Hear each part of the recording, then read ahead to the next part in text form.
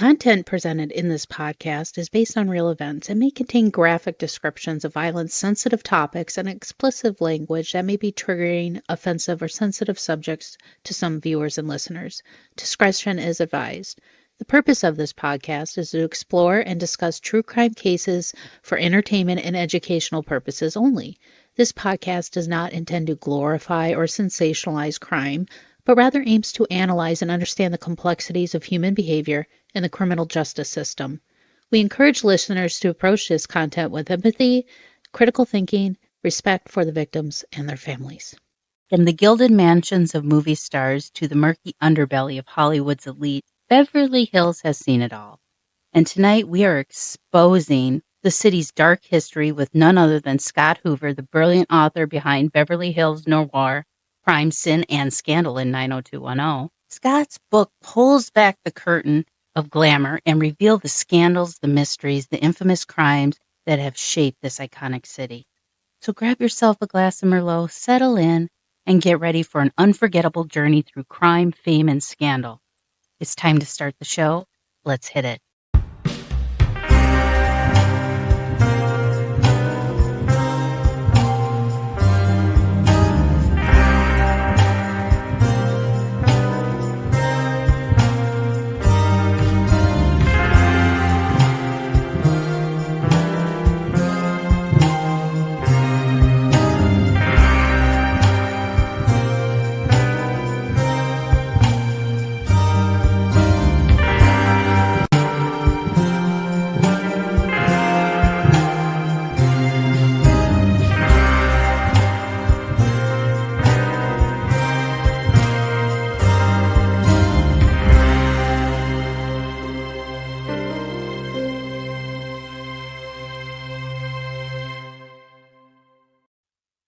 Hi, I'm Winnie Schrader, and welcome to another episode of Mysteries, Mayhem, and Merlot. Well, tonight I wanted to vogue my way down Rodeo Drive, and it's just so synonymous with luxury and fame, but it's got an underbelly that's pretty seedy and scandalous, if you ask me. And being famous isn't always what it's cracked up to be. You know, the grass isn't always greener on the other side. And I have the perfect person to enlighten us on this topic. I have Scott Huver, who is the author of Beverly Hills Noir, Crime, Sin, and Scandal in 90210. Welcome to the show, Scott. Hi, Winnie. Thanks for having me. Okay. I mean, where do you start when it comes to Hollywood? I mean, it's been around. I mean, the stars, the Hollywood, the movies, the glitz and the glam, it's been there since the turn of the century. How did how did Hollywood become such a scandalous, just infamous place where people go and it's just like you get corrupted the moment you step off that plane or something? I don't know. So what's going on over there in LA? I think it all goes back to the very beginning. The earliest days of Hollywood, the industry and the location. The 1910s, 1920s. People were still just kind of flooding into the Western states, and one of the reasons that the movie industry moved from the East Coast to the West Coast was because of the wide open spaces and the weather, and it was kind of still the frontier. It was a lawless kind of territory, and then you get actors and writers and directors who back then were equivalent to carny folk. Just people Pretty much. people who didn't fit in with the normal rules of polite society, all kind of ending up in this one area.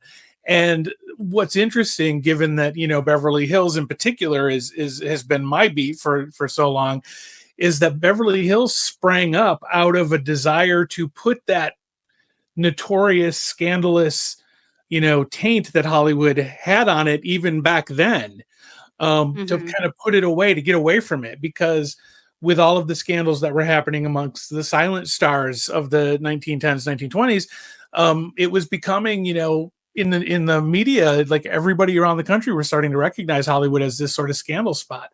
So the respectable ones wanted to move someplace nice, and Beverly Hills had just sprung up. It was used to be a Mexican ranchero that a bunch of investors bought to see if there was oil underneath it, and there wasn't, but there was water. So they said, let's build it's halfway between the ocean and downtown. Let's build a kind of perfectly lovely little resort city for people to stop over on their way to the Pacific. And so it was a wealthy city right out of the gate. And the Hollywood stars found it, and the moguls and anybody else making good money in Hollywood found it right away. And so it immediately almost became a haven for celebrity. But celebrities do tend to bring scandals with them. Yeah.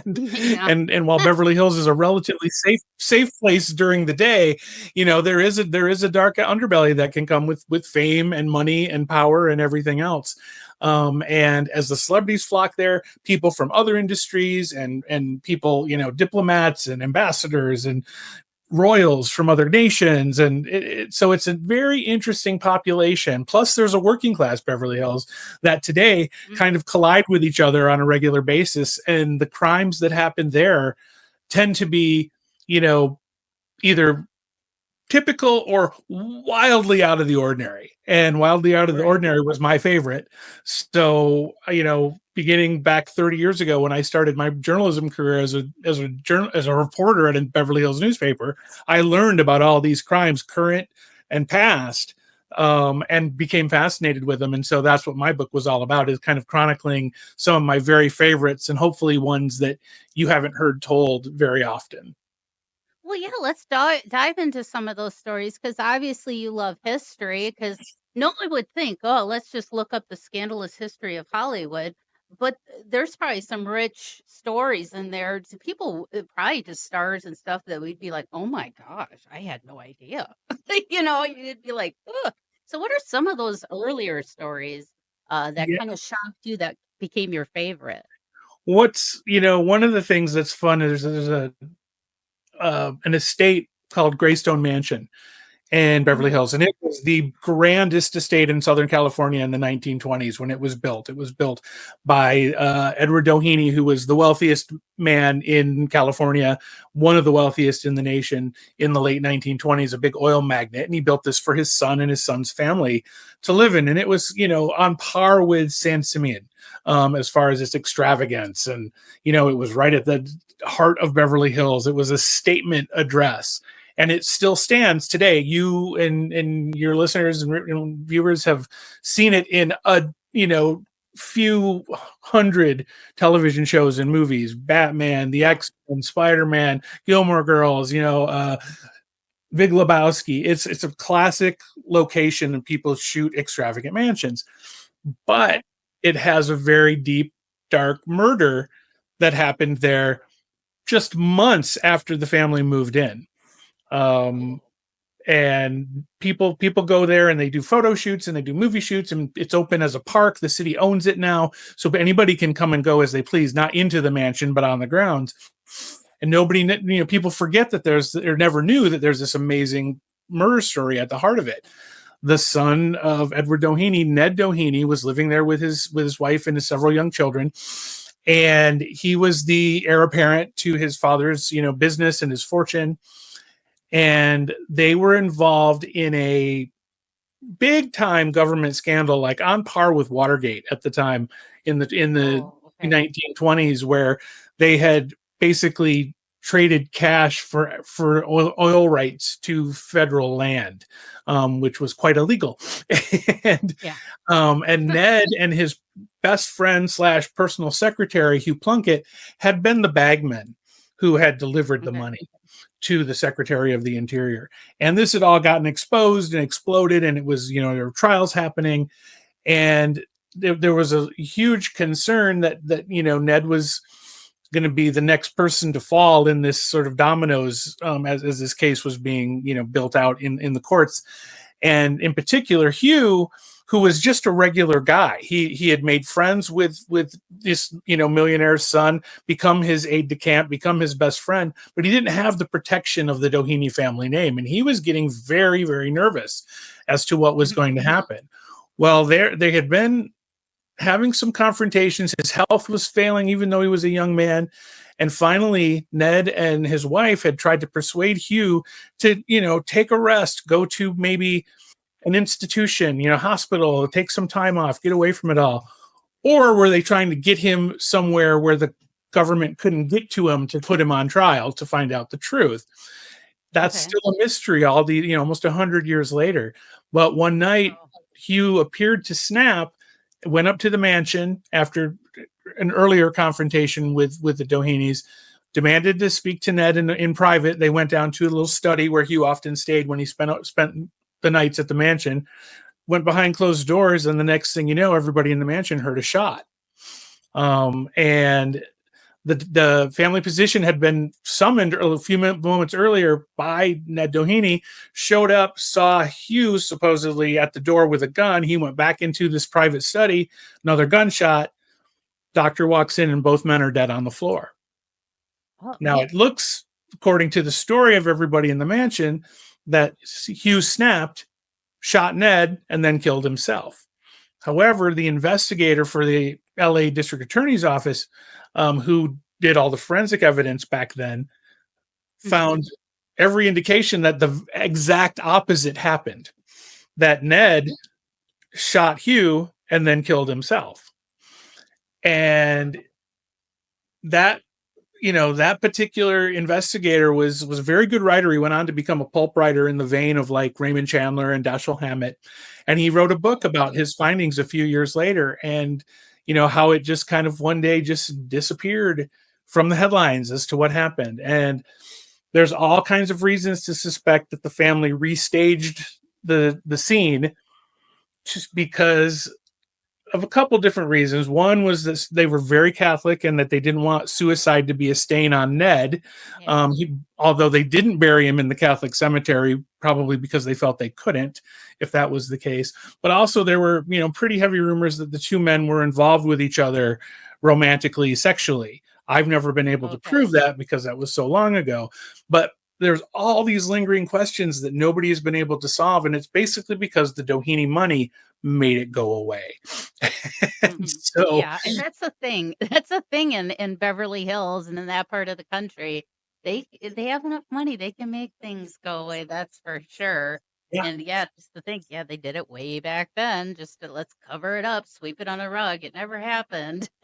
So, it was a very, well, very Chinatown-esque story. And because the investigator, Leslie White, got to know Raymond Chandler, Chandler actually wrote his own solution in one of his books, The High Tower. So if you want to know what Raymond Chandler thinks happened, you can pick up The High Tower and find a little passage in there that explains it all.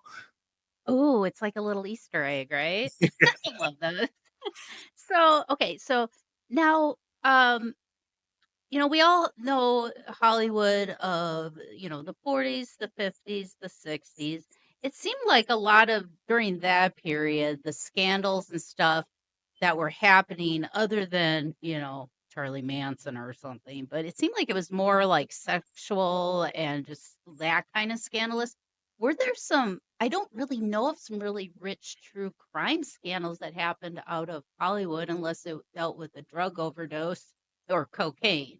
But was was there any type like during like maybe like the 70s and 80s? Was there anything in there 90210 that we should know about that There's maybe we're there's familiar always with? there's always something, and it's, I think that we think about the scandals of the 40s, 50s, and 60s because they so went against the grain of Mhm. the mores of the time. Everything we look back and we're supposed to perceive these decades as very innocent and quaint, and when something bad happened, it was so shocking and scandalous. But I'll tell you, after Mhm. wading knee deep in newspapers from those eras for a couple years on end now, crime was rampant and sin and scandal was rampant throughout Hollywood Mm. at the time. It's just it's the ones we remember. And in terms of Beverly Hills, one of the cases, it was a little too big for me to get my arms around for this anthology book, but it's one I know well, is the story of Lana Turner and Johnny Stompanato. Lana Turner was a major movie star, big sex Mhm. symbol, married many times, had kind of carried that sexy image with her, and she took up with a gangster. And he was very handsome, good looking. They made a gorgeous couple, but he was also a blackmailer, a pimp. He was abusive, Yeah. And when she finally tried to get away from him, he got threatening and he got ugly. And one night, in the midst of their breakup, in her home in Beverly Hills, Johnny Stompanato ended up dead on her bedroom floor. The official story was that her teenage daughter, Cheryl Crane, came in the middle of their argument, their fight, feared for her mother's life, grabbed a kitchen knife off the table and came back and accidentally stabbed Johnny Stompanato in the stomach, and he fell dead on the floor. That's how it played out. There was a trial. Cheryl was sent to sort of a juvenile detention center, kind of messed her life up for a while. A lot of people believed that Lana Turner had staged that she had done the killing, but knew that her teenage daughter wouldn't go to prison for it, so they set it up. I don't believe that, but that was certainly prevailing, and it was a case back then. It was on, it was on every newspaper every day that it was playing out. Johnny Stompanato was a associate of Mickey Cohen, who was the most loudmouth gangster in LA history, who made a bunch of noise about it. And against the standards of the time, when women weren't supposed to be sexually liberated, and they weren't supposed to be divorced, and they weren't supposed to be taking up with men younger than them. Like, it was a big deal. Now these things play out still today, but they're not necessarily as shocking to us. Right. Yeah, it kind of makes me think back. I watched this Netflix series Hollywood, which it made Sheldon Cooper look completely different. But I know I was kind of shocked. I'm like, that's not Sheldon. That's not, no. I really feel that show kind of showcased the thought process of the time.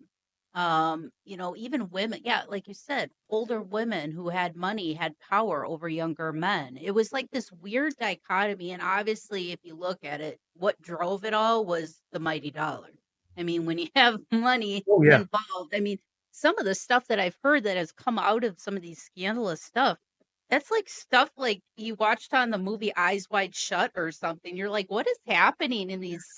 Are these secret societies? How is this going on and nobody's talking about it? But yeah, that period, the early period of Hollywood, a lot of people with a lot of money wanted to behave in any way that they felt that they could. And there was a whole ecosystem to support that. The studios would cover things up and pay people off and make things go away. LAPD was notoriously corrupt throughout that period. What's interesting is Beverly Hills, this little 5 square mile area, right heart, the hole in the donut of Los Angeles, was notoriously uncorrupt because everybody was rich. And so nobody had any more influence than anybody else. And the cops really had to stay neutral if they wanted to be able to function. I always find that kind of fascinating. Well, it's like, okay, for instance, like something that is topical today is the Menendez brothers growing up in 90210. And like watching all the documentaries that have come out, how Kitty Menendez and Jose Menendez really held their status as the be all end all. I mean, if you screwed with their status, they were done. I mean, that's why they moved, because their sons were caught shoplifting. Oh, we have to move. What? Who does that? That's how important it is for these rich people. I can completely see why they would sweep things under the rug, so the rich people don't look like they're just as bad as the regular folk. Because the reason why I'm bringing up Menendez is because it's topical and younger people are starting to get involved. But when you think about it, I mean, yeah, they were completely like that. Jose paid people off, to I think, didn't he have his youngest son take the fall so his older brother didn't have to go to jail? So, yeah. Jose Menendez was a big believer that you could buy respectability. But he was such an asshole that the lesson is you can buy respectability and fear, but you can't buy respect. And that's why it was a challenge for the sons to find anybody to say anything nice about him at his own funeral. Right. I know. It's like, oh, that's not. Can you imagine being at a funeral and if anybody have anything nice to say? Crickets. That would be horrible. It's so interesting. I was at the Menendez house a couple of weeks ago shooting a video for a German news outlet, and I couldn't believe I was there for a good hour and a half, and I couldn't believe the volume of people that were coming to the house, and young people who I assume had, become enamored of the story from Ryan Murphy's show and from the recent documentary on Netflix. And I know that there's been a wave on TikTok. And these are young people who have a different take on what social justice is than what prevailed at the time of the Menendez trial.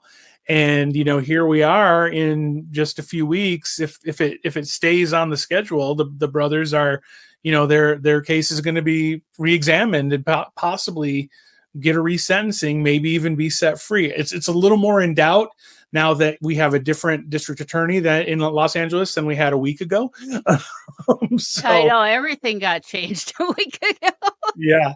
So we'll see what plays out in that. But it is, I covered the tail end of the second trial, mostly from a Beverly Hills and a Beverly Hills police perspective. I didn't sit through the court case itself, but they were considered monsters. They were considered, how could you kill your own parents, no matter how awful they had been? And the fact that it was all pretty premeditated may still be a big factor in whether they stay in jail or not. But there's a whole new generation that is taken a big interest. It's another story I would have loved to dive into, but that story's at least one book, if not more, in and of itself. Oh gosh, you could have a whole podcast series on that case because of the twists and the turns, and he said, she said, hearsay.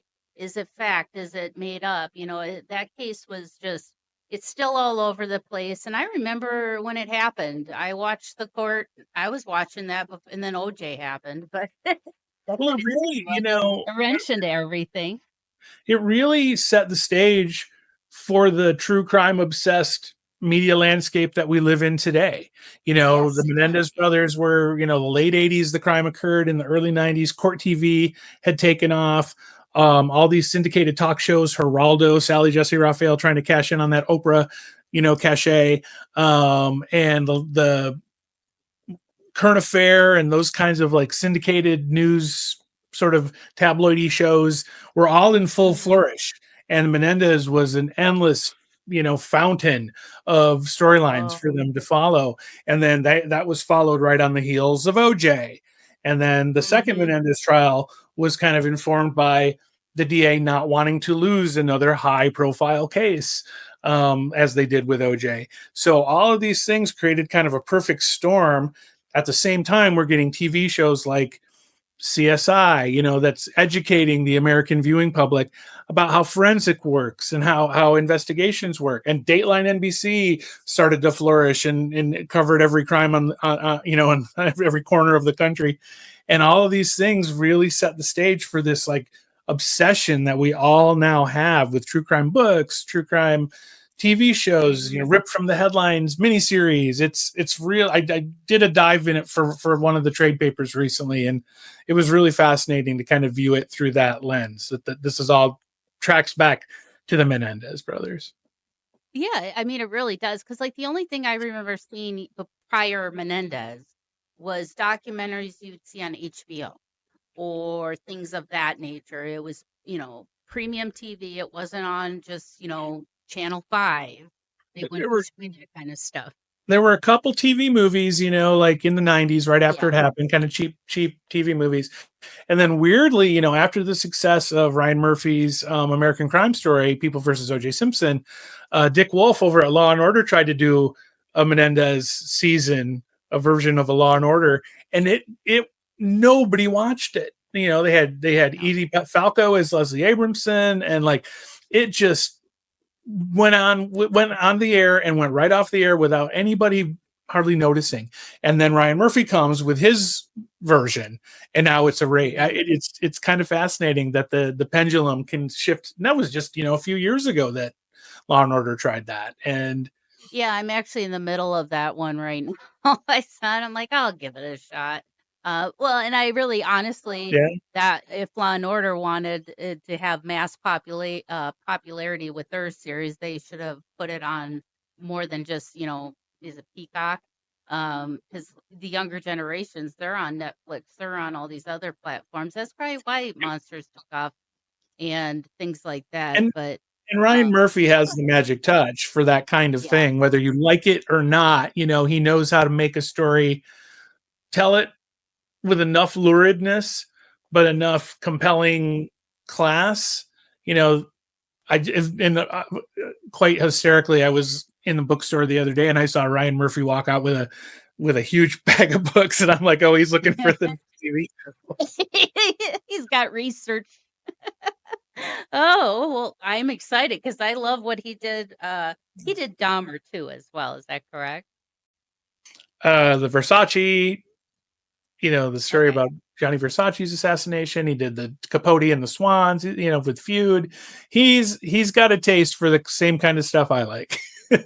Yeah. And that's another thing. When I watch Feud, speaking of old Hollywood, the first feud that they did between Betty Davis and Joan Crawford, fantastic. If you have not seen that, listeners, definitely pick that. Go ahead and watch that, because that really kind of shows the attitude and the selfishness of Hollywood, and how just people were just treating each other like dirt, hiding things, like you said, sweeping things under the rug, paying people off, killing people here, you know, committing people as a psych patient here because they don't want them to be telling secrets. I don't know. It's just crazy. But I thought that series as well, along with Hollywood, really kind of showcased that earlier time of Hollywood, and to kind of see it molding into the scandals that we see Yeah. coming down into the 60s, The, the 70s, and the then, of course, beauty you the, introduce drugs. beauty of those shows too is that I was on the set of Feud, one of the recreations of a Hollywood power dining spot, and the Okay. attention to detail on a Ryan Murphy set Mhm.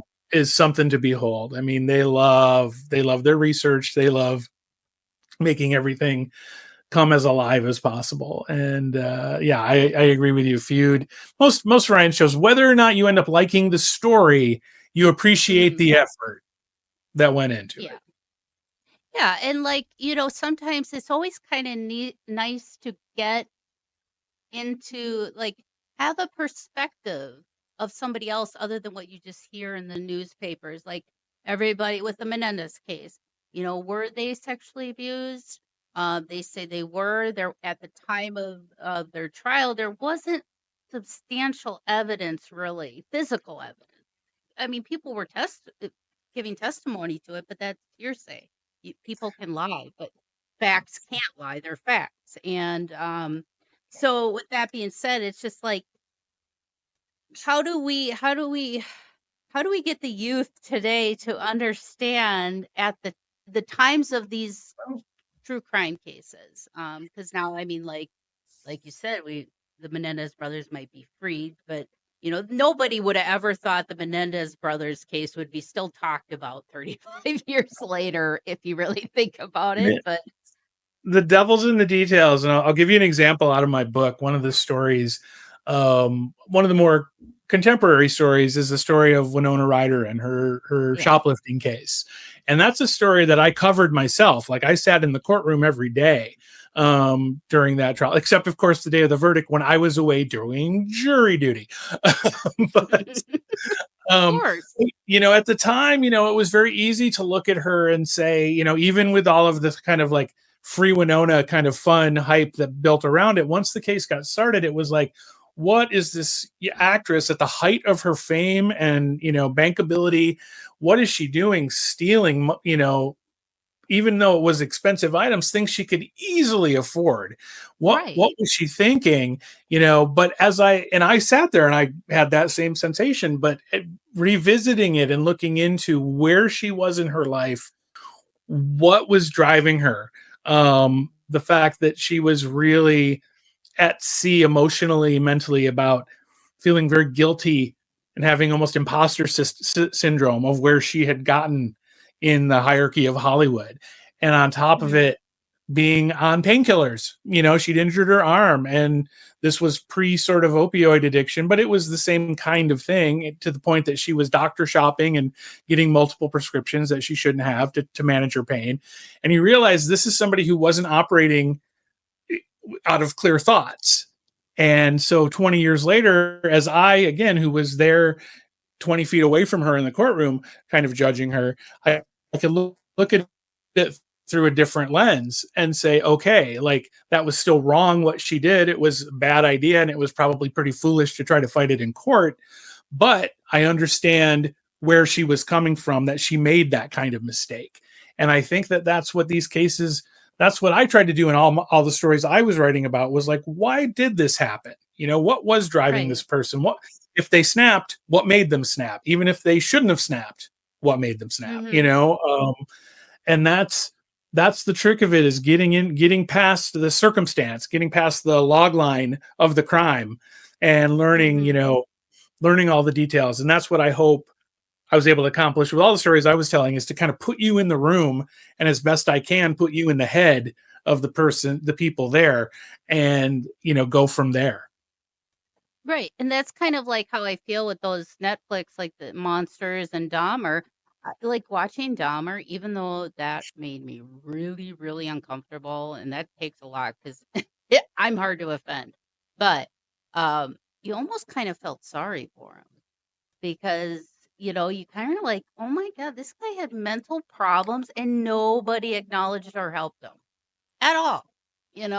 And it's to say, if he would have gotten the proper help at the proper time, would everything be completely different? Would Jeffrey Dahmer still be living, have a job and whatnot, and have a husband or a wife? I don't know. But it's kind of nice to kind of just get a little taste of the perpetrator's position and their thought process, to kind of have an understanding and say, okay, I know they committed this murder. It was wrong, but how can we learn from this and prevent it from happening again with somebody else? And that's one thing that people don't seem to do. So it's like, it's very frustrating. But we do have to take a quick break. But when we come back from the break, we're going to talk about one of the most gruesome, kind of shocking cases you had to cover in this book. And the book, again, is Beverly Hills Noir: Crime, Sin, and Scandal in 90210. We have Scott Huver here, author of the book, and we'll be right back. Guess what's back? That's right, the Paranormal 60 swag shop is back. Of course, we have the ever-popular Paranormal 60 tees with all the sayings we know and love. Plus, we have new and improved travel mugs, a new improved hoodie, and a brand new product. You gotta rock the croc with the Paranormal 60 foam slip-on shoes. All you gotta do is go to theparanormal60.com, click the swag shop tab at the top of the page. As you can see, this is where you can purchase Dave's book bundle. You can get The Other Side and Theater of the Mind, both signed for just $40. But if you want to go to our swag shop, just scroll up and click the merch button, which will take you to our Paranormal 60 swag shop, where you can purchase all the new items and your favorite items all in one place. Thank you so much for all your support. And remember, Darklings, stay spooky. For those of you naysayers, I want you to know how much I appreciate how many of you grabbed a hold of my small package after last week's show.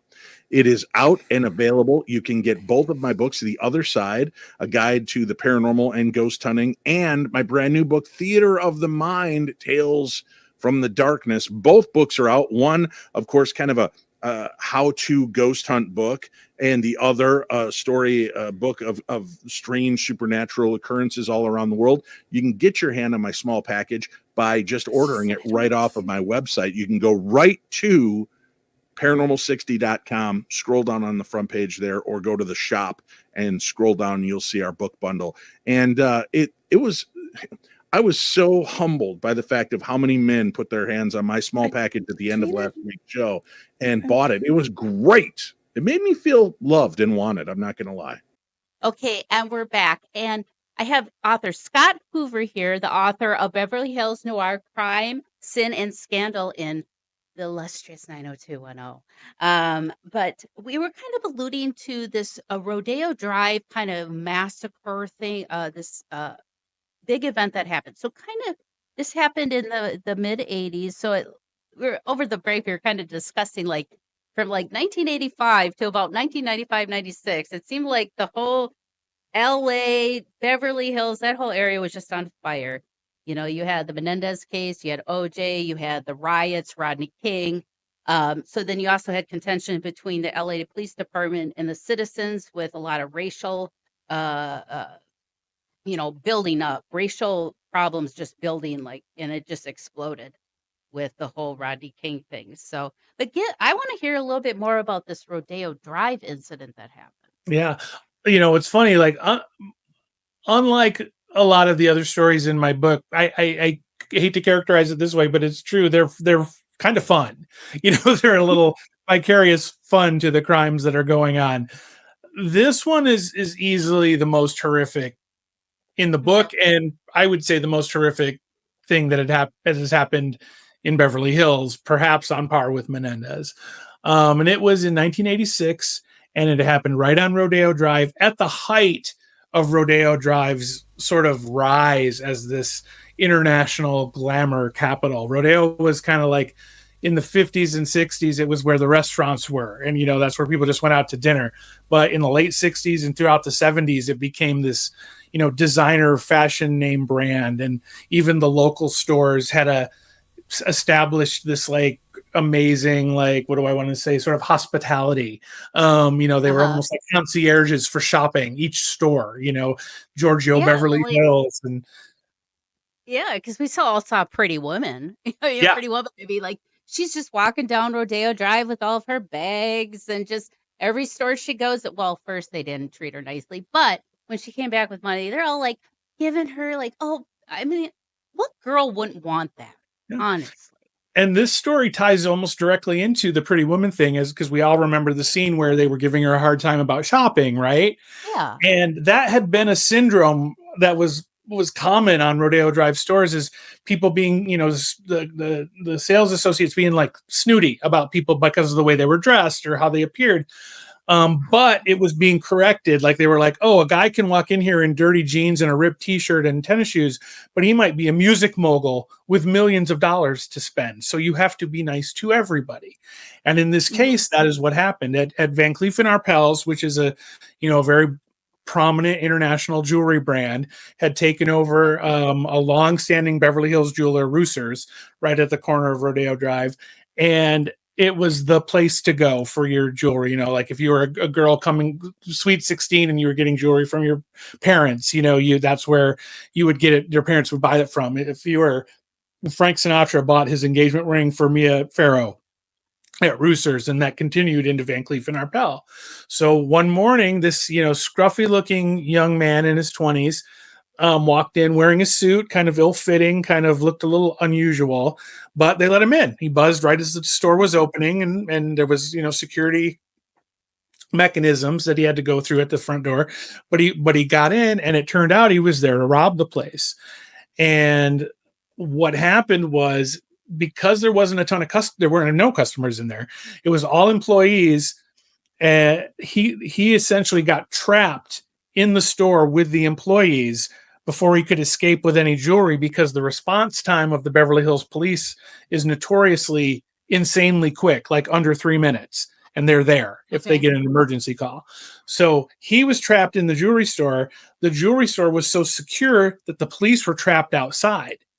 And so it turned into a day-long hostage standoff on Rodeo Drive. And this is the Rodeo Drive that existed, a couple years after Beverly Hills Cop, of just 4 years before Pretty Woman. So you can kind of imagine it if you've seen those movies from the 80s. It was, it was a scene. Imagine like the most luxurious shopping street in Southern California with, SWAT teams and covered with cop cars and just everybody on lockdown. Oh my goodness. The problem came in the fact that this guy, Stephen Lividitis, the guy who had gone in to rob the store, was an unstable personality, to say the least. And of all the people that I tried to get in the head of and find empathy for, I understand he was not he was not altogether mentally healthy, but it's still hard to find empathy for him because when he got stressed out, he acted out and he began sort of methodically killing people in the store that were bothering him because they were either so afraid, like one of the sales associates, or they were standing up to him like one of the security guards, and he killed them. Another unfortunate thing that happened is while the police were trying to negotiate with him, they'd shut down all the phone lines to the store, so only they had access to him, or so they thought. A couple of media outlets found an unlisted number that was on the side address, on the side block, that didn't correspond to the main address of the store, and they were calling it, and they were getting the gunman on the phone, and they were like, questioning him, how are you going to get out of there? How do you hope to escape? And he was trying to be, show this bravado, but he was clearly wondering the same thing.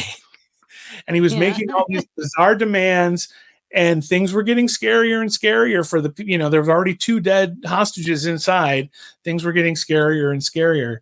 And finally, the manager of the store had kept a fairly cool head throughout. And he said, I've got a cabin, a couple hours drive from here. Why don't we get out of here, take my car, and we'll go to my cabin, and then you can figure out how to escape from there and you won't be trapped. So that was the plan. And he took some of the tarps that they covered the jewelry cases with, sewed them together so they could all hide, like the remaining hostages and him could leave hidden under the tarps. And they were going to go to the store manager's car and try to get away. There was a SWAT team from the LA County Sheriff's Department that stationed up on the rooftops. And there was a misidentification of what the gunman looked like and what the hostages looked like, and they thought they saw the gunman and took a shot, and they ended up killing the store manager. At the same time, they threw these flashbang grenades to create a distraction, these kind of like light and fury kind of grenades, and they threw them too close to the hostages, and everybody caught on fire. The gunman, the hostages, the 2 remaining hostages lived, but were severely burned. The gunman, Stephen Leviditis, was severely burned. It did end the standoff, but it was the worst possible ending that one could ask for. And it just, I came to Beverly Hills about not about 8 years after that happened, and the pain of that day for the business community, for the police who were on hand for it, was still very strong. I talked to police officers who were involved in it on the day, and everybody always leads with kind of a sad shaking of their head and shrugging, and like, we did what we could. And it was the good that came out of it was a much stronger relationship between the police and the business district, and especially Rodeo Drive, which was such a tourist kind of attracting area too. So they became much more sophisticated in how they communicated, how the Beverly Hills police planned to protect the stores. They were enabled by the taxpayers there in Beverly Hills to get better. They were always cutting edge crime fighting tools on hand, but they got the best of the best after that. And Beverly Hills did, I would say, become a safer place, but it was truly tragic that it had to, end like that. And then just to show how every story in the book, there's celebrity cameos and celebrity walk-ons constantly in all these different stories. While all of this stuff was taking place, a block down the street at the Beverly Wilshire Hotel, the Pretty Woman Hotel, where that movie is set, Nancy Reagan, who was the first lady of the United States and who was, an actress in Hollywood before that, was staying there and was stuck in her hotel and couldn't leave because of all this hostage situation. And Ronald Reagan, her husband, had bought her engagement ring from that very jewelry store where everything was going down. Really? Oh, wow. That's amazing. I know. Look at that small world. Who would have thought that a jewelry heist would end up with hostages and ties to Nancy Reagan and Ronald Reagan? It's like, but that's kind of the small kind of scope that the Beverly Hills, LA, Hollywood kind of, they live in their own little world. It's And amazing how much I tripped over stories, like elements of stories for the book, just by reading for pleasure. I'd be reading a Mhm. book and I'd get halfway through it just for fun, and I'd go, "Oh my gosh, that directly impacts the story that I have planned for the book." And it's just this constant.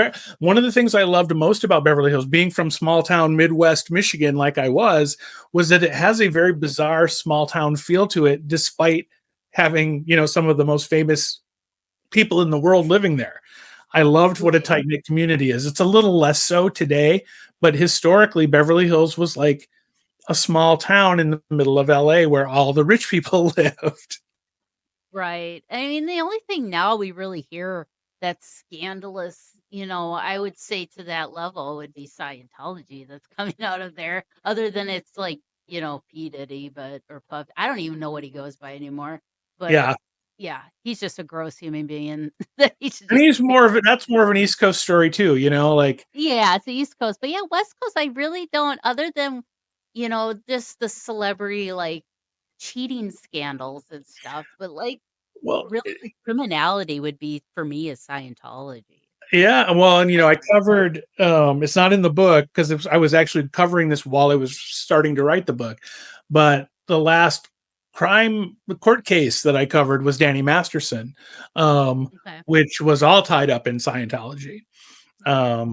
And that was a really eye-opening thing. I've lived here long enough. I've heard and seen many things regarding Scientology, and I certainly have my opinion of it, but the depth to which it invaded people's lives and acted as its own sort of like protector of its flock was Yeah. that I didn't realize to what extent until I sat through Danny Masterson's case. And I'd known Danny from, I cover red carpets and junkets and all that other stuff. I do, everything entertainment. I'd known Danny for years, never really cared for him, but would never have thought that was the kind of person he was, because Scientology was so excellent at cleaning it up. Right. Yeah. They were They're the kind of modern day version of the old Hollywood studio fixers. right. Exactly. That's probably where they created their little playbook on that. So, well, thank you so much, Scott. Again, we have Scott Huver, the author of Beverly Hills Noir, Crime, Sin, and Scandal in 90210. I will put a link in today's description for the book. And please, if you guys buy the book, rate and review it. It helps these books get seen by authors. And, you don't even have to just put 5 stars if you like it, but it's always nice to write a little nice note. But yeah, please, I encourage you guys to do that. Now, you don't have a website yet, but people can follow you on social media, and I'll make sure I have all those links. But you do have a direct Instagram page for this book. Is that correct? That's right. It's at Beverly _Hills _Noir. Okay, perfect. Well, thank you so much, Scott, and I hope to see you all next week. Thank you for joining me for another episode of Mysteries, Mayhem, and Merlot. And until our next case, my armchair detectives, stay safe, stay vigilant, and stay aware. I'll see you right here next week on Mysteries, Mayhem, and Merlot.